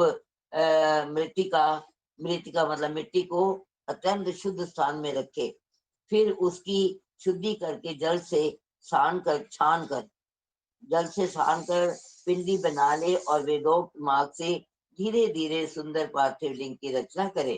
तत्पश्चात भोग और मोक्ष रूपी फल की प्राप्ति के लिए भक्ति पूर्वक उसका पूजन करे। उस पार्थिव लिंग के पूजन की जो विधि है उसे मैं विधान पूर्वक बता रहा हूँ। तुम सब लोग सुनो। ओम नमः शिवाय इस मंत्र का उच्चारण करते हुए समस्त पूजन सामग्री का प्रोक्षण करे। उस पर जल छिड़के। इसके बाद गोरसी इत्यादि मंत्र से क्षेत्र सिद्धि बाद गोरस करे। फिर आपो असमान इस मंत्र से जल का संस्कार करे। इसके बाद नमस्ते रुद्र इस मंत्र से स्फटिक शिला का घेरा बनाने की बात कही गई है। नमः शंभवाय इस मंत्र से क्षेत्र शुद्धि और पंचामृत का प्रोक्षण करे। तत्पश्चात शिव भक्त पुरुष नमः पूर्वक नील गिरिवाय मंत्र से शिवलिंग की उत्तम प्रतिष्ठा करे। इसके बाद वैदिक रीति से पूजन कर्म करने वाला उपासक भक्ति पूर्वक एतते रुद्रवंशम इस मंत्र से रमणीय आसन दे। मानो महांतम इस मंत्र से आह्वान करे। या ते रुद्र इस मंत्र से भगवान शिव को आसन पर समासीन करे। और या मिशु इस मंत्र से शिव के अंगों में न्यास करे। अधय वोचत इस मंत्र से प्रेम पूर्वक आधिवासन करे। असहो यस ताम्रो इस मंत्र से शिवलिंग में इष्ट देवता शिव का न्यास करे। असहो यो अवसरपति इस मंत्र से उपसर्पण देवता के समीप गमन करे। और उसके बाद नमस्तु नीलग्रीवाय इस मंत्र से इष्ट देव को पाद समर्पित करे। रुद्र गायत्री से अर्घ दे। त्र्यंबकम मंत्र से आचमन कराए। पया पृथ्व्याम इस मंत्र से दुग्ध स्नान कराए। दधि क्राण हो इस मंत्र से दधि स्नान कराए। धृतम धृत पावा इस मंत्र से धृत स्नान कराए। मधु भाता मधु नक्तम मधु मानो इन तीन ऋचाओं से मधु स्नान तथा शर्करा स्नान कराए। इस दुग्ध आदि 5 वस्तुओं को पंचामृत कहते हैं। अथवा पादे समर्पण के लिए कहे गए नमस्तु नीलग्रीवाय इत्यादि मंत्र द्वारा पंचामृत से स्नान कराए। तदंतर माँ नस्तोके इस मंत्र से प्रेम पूर्वक भगवान शिव को कटिबंध करधनी अर्पित करे। नमो गृणमय इस मंत्र का उच्चारण करके आराध्य देवता को उत्तरीय धारण कराए। याते हेति इत्यादि 4 ऋचाओं को पढ़कर वेदज्ञ भक्त प्रेम से विधि पूर्वक भगवान शिव के लिए वस्त्र एवं यज्ञोपवीत समर्पित करे। इसके बाद नमः शंभ्या इत्यादि मंत्र को पढ़कर शुद्ध बुद्धि वाला भक्त पुरुष भगवान को प्रेम पूर्वक गंध सुगंधित चंदन एवं रोली चढ़ाए। नमः शभ्यो इस मंत्र से अक्षत अर्पित करे। नमः पार्याये इस मंत्र से फूल चढ़ाए। नमः पारणाये इस मंत्र से बेलपत्र समर्पण करे। नमः करपादी ने चा इत्यादि मंत्र से विधि पूर्वक धूप दे। नमः आश्वय इस ऋचा से शास्त्रोक्त विधि के अनुसार दीप निवेदन करे। तत्पश्चात हाथ धोकर नमो ज्येष्ठाय इस मंत्र से उत्तम नैवेद्य अर्पित करे। फिर पूर्वोक्त त्र्यंबकम मंत्र से आचमन कराए। इमा रुद्राय इस ऋचा से फल समर्पण करे। फिर नमो वृजयाय इस मंत्र से भगवान शिव को अपना सब कुछ समर्पित कर दे। तदंतर मानो महांतम तथा माँ नस्तों के इन पूर्वोक्त 2 मंत्रों द्वारा केवल अक्षतों से 11 रुद्रों का पूजन करे। फिर हिरण्यगर्भा इत्यादि मन से जो 3 ऋचाओं के रूप में पठित है दक्षिणा चढ़ाए। देवस्य त्वा इस मन से विद्वान पुरुष आराध्य देव का अभिषेक करे। दीप के लिए बताए हुए नमः आश्वय इत्यादि मन से भगवान शिव की निराजना आरती करे। तत्पश्चात इमा रुद्राय इत्यादि 3 ऋचाओं से भक्ति पूर्वक रुद्र देव को पुष्पांजलि अर्पित करे। मानो महांतम इस मन से विज्ञ उपासक पूजनीय देवता की परिक्रमा करे। फिर उत्तम बुद्धि वाला उपासक माँ नास्तों के इस मन से भगवान को साष्टांग प्रणाम करे। एष्टे इस मंत्र से शिव मुद्रा का प्रदर्शन करे। यतो यतः इस मंत्र से अभय नामक मुद्रा का, त्र्यंबकम मंत्र से ज्ञान नामक मुद्रा का तथा नमः सेना इत्यादि मंत्र से महामुद्रा का प्रदर्शन करे। नमो गोभ्य इस ऋचा द्वारा धेनु मुद्रा दिखाए। इस तरह 5 मुद्राओं का प्रदर्शन करके शिव संबंधी मंत्रों का जप करे अथवा वेदज्ञ पुरुष शत्रुद्रय मंत्र की आवृत्ति करे। तत्पश्चात वेदज्ञ पुरुष पंचांग पाठ करे। तदंतर देवा घातु इत्यादि मन से भगवान शंकर का विसर्जन करे। इस प्रकार शिव पूजा की वैदिक विधि का विस्तार से ओम प्रतिपादन नमः किया। शिवाय। ओम नमः शिवाय। ओम नमः शिवाय। ओम नमः शिवाय। ओम ओम नमः शिवाय। ओम नमः शिवाय। ओम नमः शिवाय। ओम नमः शिवाय। ओम नमः शिवाय। महर्षियों, अब संक्षेप से श्री भी पार्थिव पूजन की वैदिक विधि का वर्णन सुनो। सधो जातम इस ऋचा से पार्थिव लिंग बनाने के लिए मिट्टी ले आए। वाम देवाय इत्यादि मंत्र पढ़कर इसमें जल डालें। जब मिट्टी सन कर तैयार हो जाए तब अघोर मंत्र से लिंग निर्माण करें। फिर तत्पुरुषाय इस मंत्र से विधिवत उसमें भगवान शिव का आवाहन करें। तदंतर ईशान मंत्र से भगवान शिव को वेदी पर स्थापित करें। इसके सिवाय अन्य सब विद्वानों को भी शुद्ध बुद्धि वाला उपासक संक्षेप से ही संपन्न करे।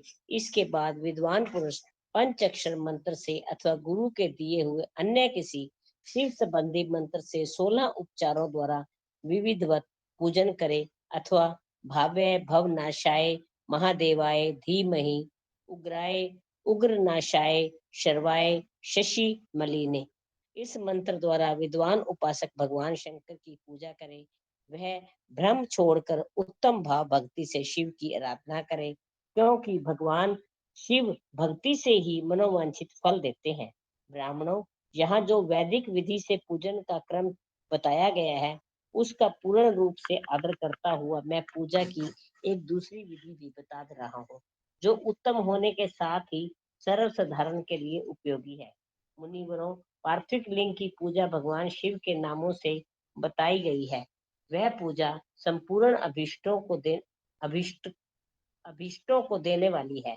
मैं उसे बताता हूँ, सुनो। हर महेश्वर, शंभु, शूलपाणी, पिनाक पिनाकृत, घृत, शिव, पशुपति और महादेव, ये क्रमशः शिव के 8 नाम कहे गए हैं।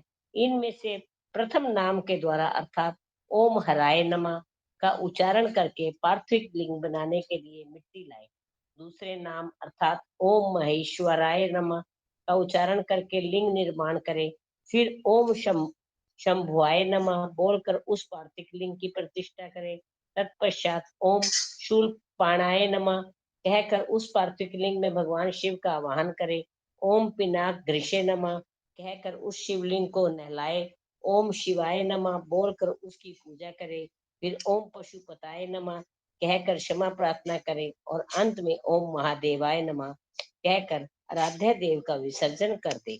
प्रत्येक नाम के आदि में ओमकार और अंत में चतुर्थी विभक्ति के साथ नमः पद लगाकर बड़े आनंद और भक्ति भाव से पूजन संबंधी सारे कार्य करने चाहिए। षड अक्षर मंत्र से अग्न्यास और कर्क न्यास की विधि भली भांति संपन्न करके फिर नीचे लिखे अनुसार ध्यान करें। जो कैलाश पर्वत पर एक सुंदर सिंहासन के मध्य भाग में विराजमान है, जिनके वाम भाग में भगवती उमा उनसे सट कर बैठी हुई है, सनक सनंदन आदि भक्त जन जिनकी पूजा कर रहे हैं, तथा जो भक्तों के दुख रूपी दावानल को कष्ट नष्ट कर देने वाले अप्रेम में शक्तिशाली ईश्वर हैं, उन विश्व विभूषण भगवान शिव का चिंतन करना चाहिए। भगवान महेश्वर का प्रतिदिन इस प्रकार ध्यान करें। उनकी अंग क्रांति चांदी के पर्वत की भांति गोर है। वे अपने मस्तक पर मनोहर चंद्रमा का मुकुट धारण करते हैं। रत्नों के आभूषण धारण करने से उनका श्री अंग और भी उदासित हो उठा है। उसके 4 हाथों में क्रमशः परशु मृग मुद्रा, वर एवं अभय मुद्रा सुशोभित है। वे सदा प्रसन्न रहते हैं, कमल के आसन पर बैठे हैं और देवता लोग चारों ओर खड़े होकर उनकी स्तुति कर रहे हैं। उन्होंने वस्त्र की जगह व्यग्र चरम धारण कर रखा है। वे इस विश्व के आदि हैं, बीज कारण रूप है तथा सबका समस्त भय हर लेने वाले हैं। उनके 5 मुख हैं और प्रत्येक मुखमंडल में 3-3 नेत्र हैं। इस प्रकार ध्यान तथा उत्तम पार्थिव लिंग का पूजन करके गुरु के दिए हुए पंचाक्षर मंत्र का विधि पूर्वक जप करें।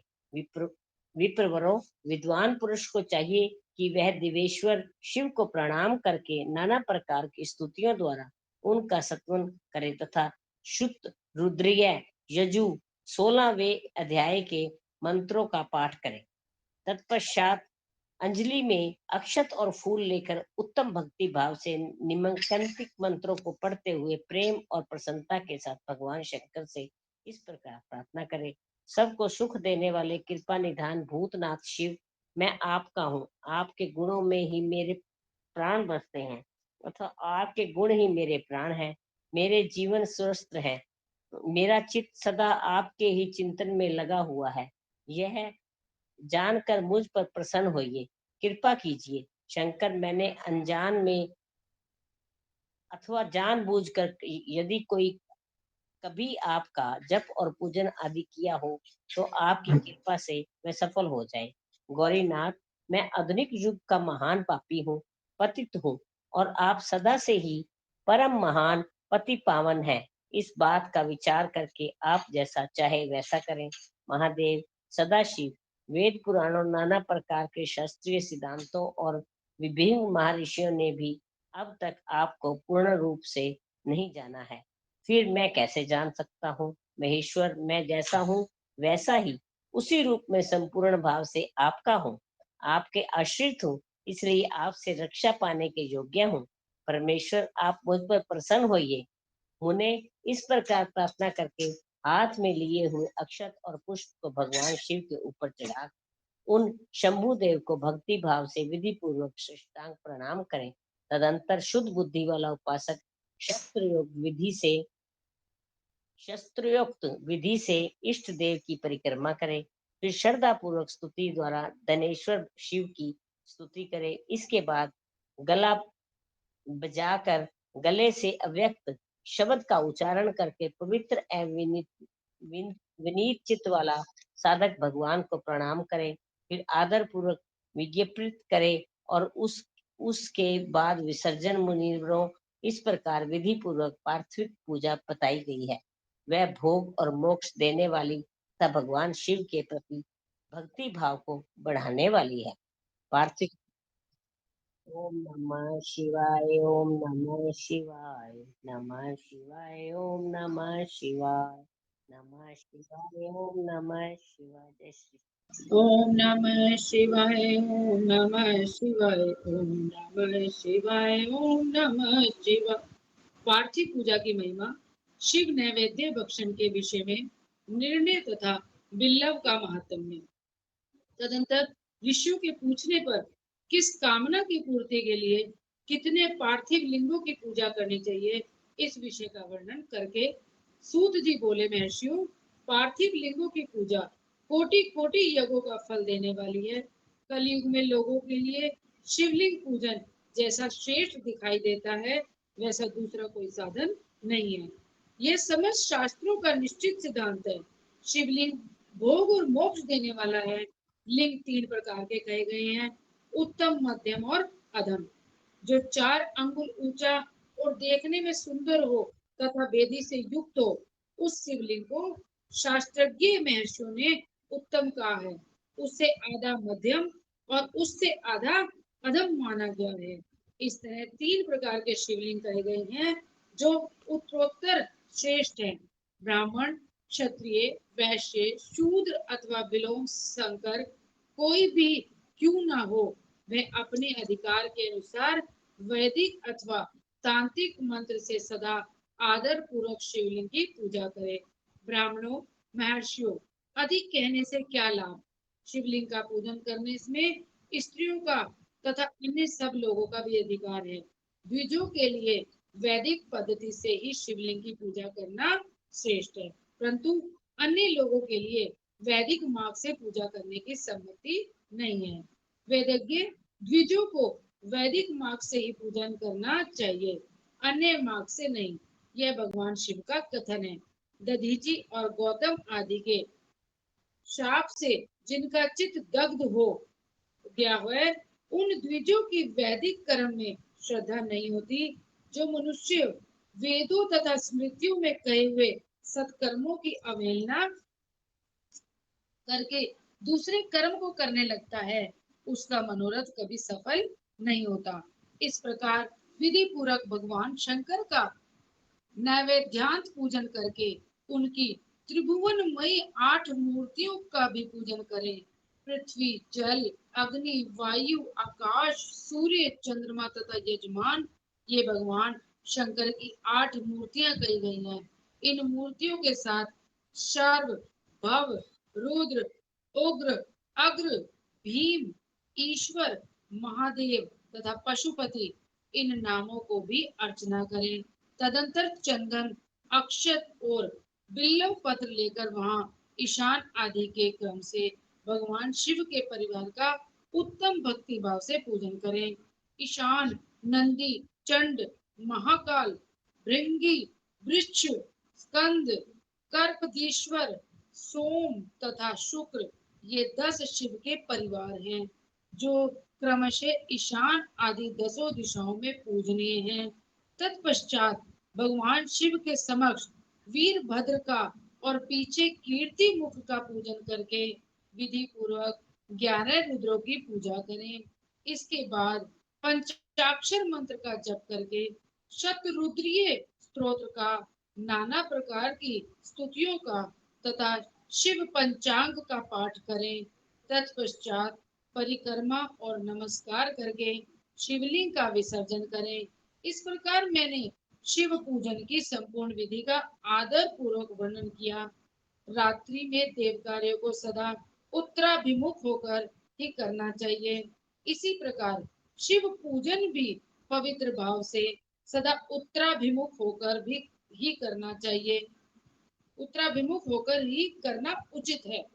जहाँ शिवलिंग स्थापित हो उससे पूर्व दिशा का आश्रय लेकर नहीं बैठना या खड़ा होना चाहिए, क्योंकि वह दिशा भगवान शिव के आगे या सामने पड़ती है। इष्ट देव का सामना रोकना ठीक नहीं है। शिवलिंग से उत्तर दिशा में भी न बैठे, क्योंकि उधर भगवान शंकर का वामांग है, जिसमें शक्ति स्वरूपा देवी उमा विराजमान है। पूजक को शिवलिंग से पश्चिम दिशा में भी नहीं बैठना चाहिए, क्योंकि वह आराध्य देव का पृष्ठभाग है। पीछे की ओर से पूजा करना उचित नहीं है। अतः अवशिष्ट दक्षिण दिशा ही ग्रहा है, उसी का आश्रय लेना चाहिए। तात्पर्य यह है कि शिवलिंग से दक्षिण दिशा में उत्तराभिमुख होकर बैठे और पूजा करें। विद्वान पुरुष को चाहिए कि वह भस्म का त्रिपुंड लगाकर, रुद्राक्ष की माला लेकर तथा बिल्व पत्र का संग्रह करके ही भगवान शंकर की पूजा करे, इनके बिना नहीं। मुनीश्वरों, शिव पूजन आरंभ करते समय यदि भस्म ना मिले तो मिट्टी से भी ललाट में त्रिपुंड अवश्य कर लेना चाहिए। ऋषि बोले, मुने, हमने पहले से यह बात सुन रखी है कि भगवान शिव का नैवेद्य नहीं ग्रहण करना चाहिए। इस विषय में शास्त्र का निर्णय क्या है, यह बताइए। साथ ही बिल्लव का मातम्य भी प्रकट कीजिए। सूत जी ने कहा, मुनियों, आप शिव संबंधी व्रत का पालन करने वाले हैं, अतः आप सबको सतशः धन्यवाद है। मैं प्रसन्नता पूर्वक सब कुछ बताता हूँ, आप सावधान होकर सुने।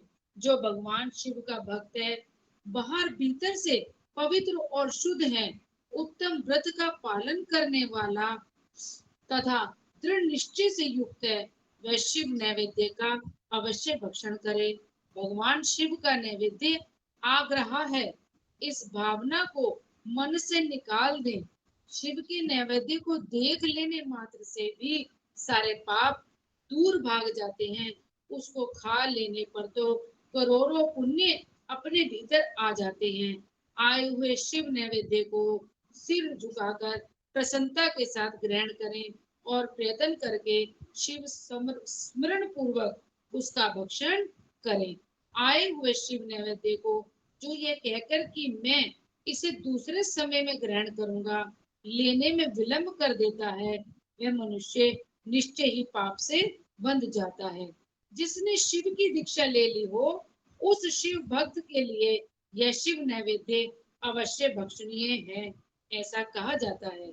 शिव की दीक्षा से युक्त शिव भक्त पुरुष के लिए सभी शिवलिंगों का नैवेद्य शुभ एवं महाप्रसाद है, अतः वह उसका अवश्य भक्षण करे।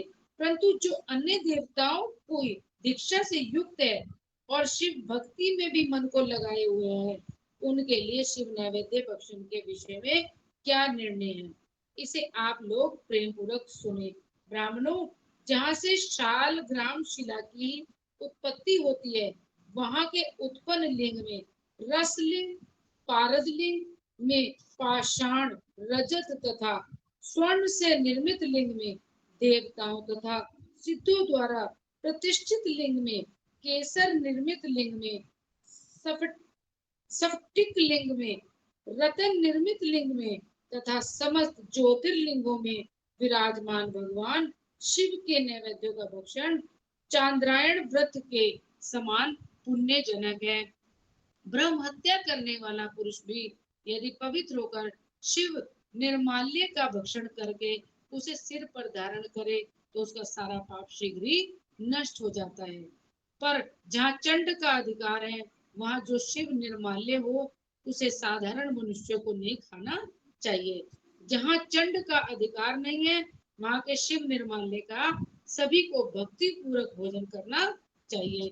बाण लिंग, नर्मदेश्वर, लोह निर्मित, स्वर्ण आदि धातुमय लिंग, सिद्ध लिंग, जिन लिंगों की उपासना से किसी ने सिद्धि प्राप्त की है अथवा जो सिद्धों द्वारा स्थापित हैं, वे लिंग स्वयं भूलिंग इन सब लिंगों में तथा शिव की प्रतिमाओं मूर्तियों में चंड का अधिकार नहीं है।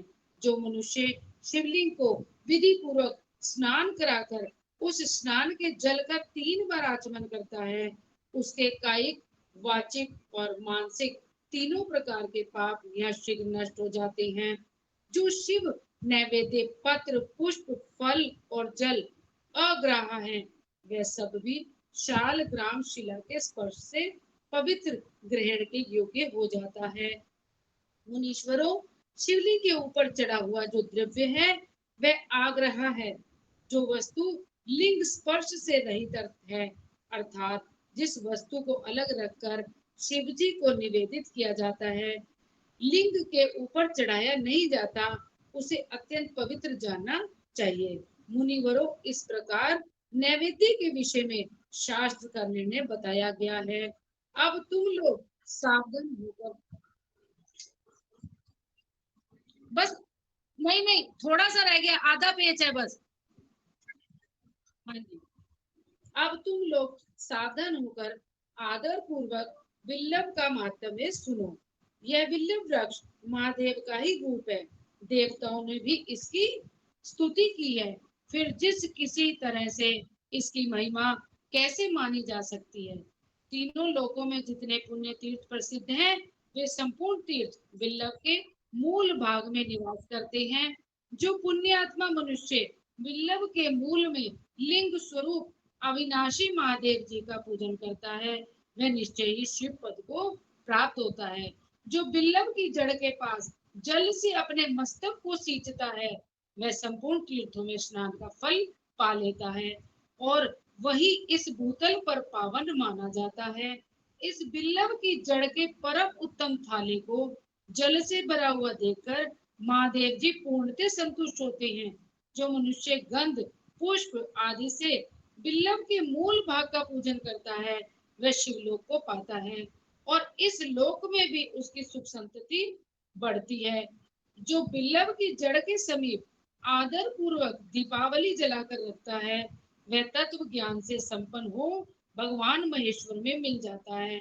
जो बिल्लभ की शाखा थामकर हाथ से उसके नए नए पल्लव उतारता और उनसे उस बिल्लभ की पूजा करता है, वह सब पापों से मुक्त हो जाता है।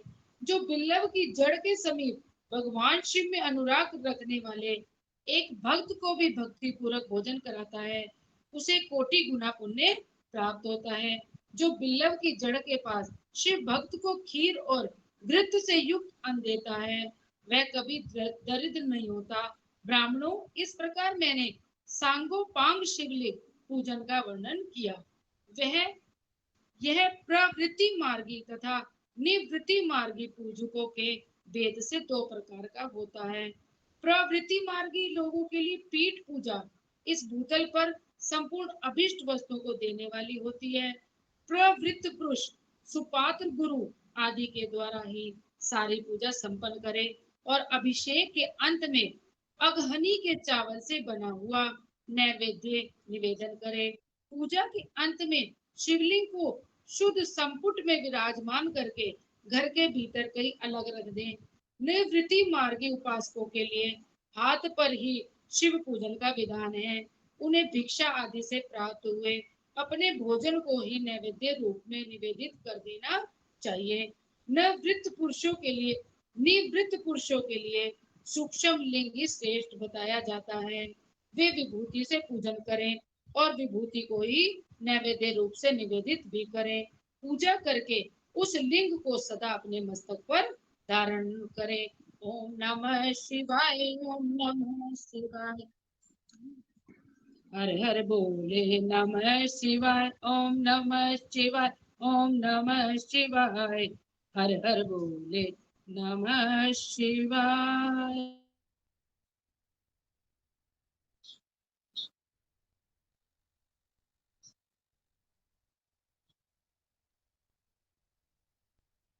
Ninety six.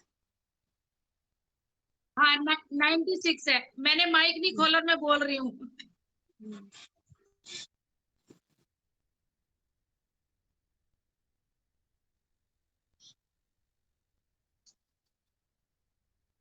सुत हनुमान कीजे, आरती कीजे हनुमान लला की, दुष्ट दलन रघुनाथ कला की।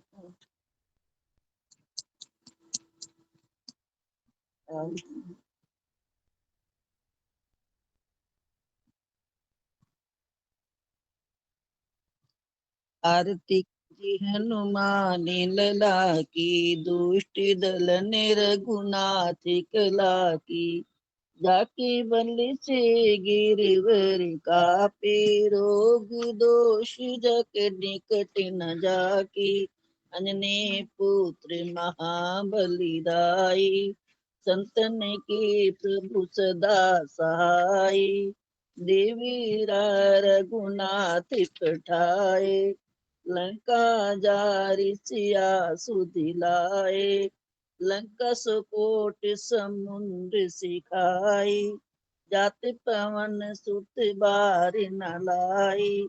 लंका जारी असुर संगारे, सिया राम जी के काज सवारे। लक्ष्मण मूर्छित पड़े सकारे, आने संजीवन हाथ प्राण वारे। बैठ पताल तोरी यमकारे, ऐ रावण की भुजा उखारे। बाएं भुजा असुर दल मारे, दैनी भुजा सुर संत उबारे। सुनर मुनि जन आरती उतारे, जय जय जय हनुमान उचारे। कंचन थाल कपूर लो छाई, आरती करते अंजना माई। जो हनुमान जी की आरती गावे, बसे बैकुंठ परम पद पावे। लंका विध्वंस किए कपीराई, तुलसीदास स्वामी कीर्ति गाई। आरती कीजे हनुमान लला की, दुष्ट दल रघुनाथ कला की। और पवन सुत हनुमान की जय।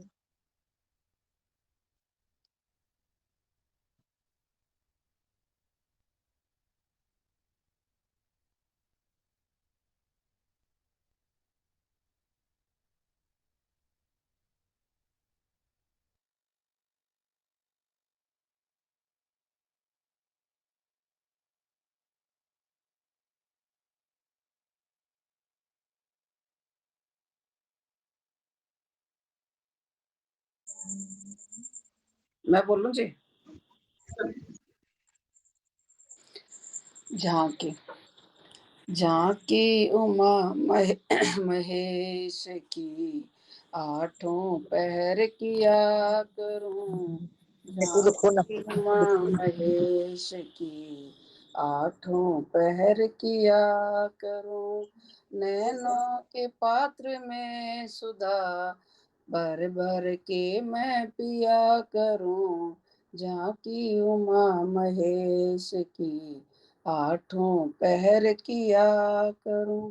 वाराणसी का वास हो, और न हो कोई पास हो। सिर गिरजापति के नाम का, सुमिरन भजन किया करूं। झांकी उमा महेश की, आठों पहर किया करूं। जयति जय उमेश है, जयति नंद केश है। जयति जय महेश है, प्रेम से मैं जपा करूं। झांकी उमा महेश की, आठों पहर किया करूं। अम्बा कहीं श्रमित न हो, सेवा का भार मुझको दो। जी भर के तुम पिया करो, और घोट के मैं दिया करूं। झांकी उमा महेश की, आठों पहर किया करूं। जी में तुम्हारी है लगन, खींचते हैं उधर व्यसन।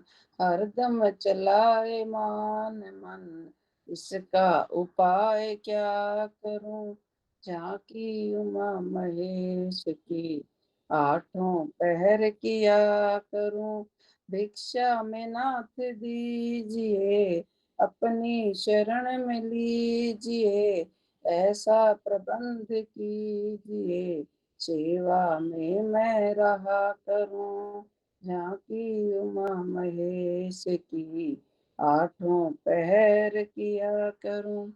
तुम तो जगत के नाथ हो, सब पर दया का हाथ हो, मैं ही निराश हूँ प्रभु, द्वार से क्यों फिरा करूं, झांकी उमा महेश की, आठों पहर किया करूं, बेकल हूं नाथ रात दिन, चैन नहीं है आप बिन, दास तो सब्र कर भी ले, दिल का इलाज क्या करूं, झांकी उमा महेश की, आठों पहर किया करूं।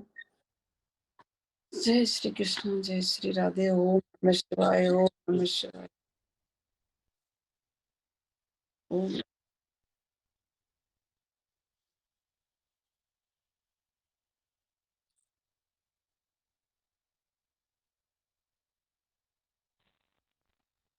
बार बार प्रार्थना करते रहें, मेरे नाथ मैं आपको भूलूं नहीं, मेरे नाथ मैं आपसे दूर ना रहूं, आप मुझसे दूर ना रहें, मेरे नाथ आप अपनी कृपा सदा सब पर बनाए रखें, मंगलमय भगवान की मंगलमय कृपा हम सब पर सब प्रकार से बनी रहे। जय श्री कृष्ण, जय श्री राधे। सभी सुखी हो, सभी निरोगी, सब पर बरसे कृष्ण कृपा, मंगलमय हो सबका जीवन, घर घर बरसे कृष्ण कृपा, सब पर बरसे कृष्ण कृपा। बोलो कृपा बिहारी लाल की जय, श्री सतगुरुदेव महाराज की जय। जय श्री जय श्री कृष्ण, जय श्री राधे, राधे श्री राधे। कृष्णा, जय श्री राधे जी। रीमा आंटी, हाँ मुझे जी, कुछ पूछना है। हाँ जी, ये मेरा पुस्तक नहीं है तो मैं पहले रुमाल चढ़ाऊं फिर बाद में चढ़ाऊं दोबारा, फिर अभी क्या करूं मैं? बाद में चढ़ता है रुमाल। नहीं, बाद में। अभी जैसे मैं ऐसी पढ़ती रहूं फिर कोई दिक्कत नहीं ना? नहीं, ऐसे कपड़े चल बैठ के लो, वैसे नंगी नहीं लगते कभी भी।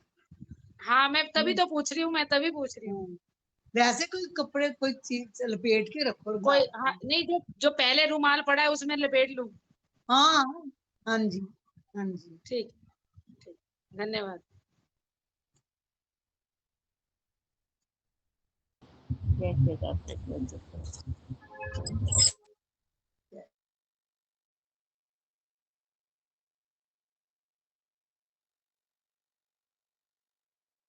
अरे तो हमारे मंदिर में शाम को मंदिर में जाती हूँ, आजकल 9 दिन की रखी गई है शिव पुराण, तो शाम को 3 से 6 वहां पे होके आई पहले।